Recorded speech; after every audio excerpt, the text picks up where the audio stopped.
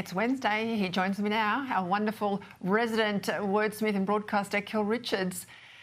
We've got a few phrases, a few pronunciations and other things tonight. Malcolm, not the Malcolm that you and I are thinking of, another Malcolm, he wants to know what the phrase arm and a leg means and where it comes from. What's the origins there, Kel? Well, it means expensive. It means it's going to cost a lot. And there are some myths about it. I mean, there's one myth that it was the nickname for an Irish halfpenny in the 19th century, or it was the price of getting your portrait painted in oil, where there was a fee for every limb. All of them untrue because it doesn't appear until 1924. So that makes that impossible. It seems to come from the earlier expression, I'd give my right arm for that. Because in the very early days, there was a second line to that. I'd give my right arm for that, and I'd throw in a leg.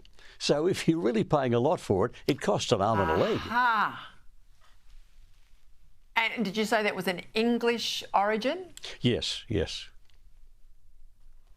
All right, Carol wants to know, where does the saying, your name is mud, come from?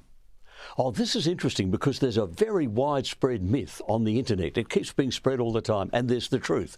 The myth is that it comes from the name of Dr. Samuel Mudd, who was a doctor who treated the broken leg of John Wilkes Booth, Abraham Lincoln's assassin, and was consequently Dr. Mudd charged with conspiracy. Now, that's true, but it's got nothing to do with that because Lincoln was assassinated 1865. Your name is Mudd is first recorded 1823, 40 years earlier.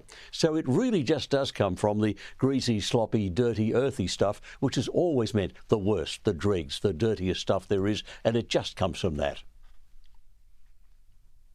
Now, this is one from my childhood. I'm a bit clumsy. I used to fall over a bit. And we didn't get much sympathy in my parents' house. The tears sort of weren't allowed. You were just told you were a duffer and to pick yourself up and get moving. So John wants to know, and I'm a bit keen on this one too, where does duffer come from? Seems to be an Australian coinage, late 1800s, and a duffer originally meant a foolish person.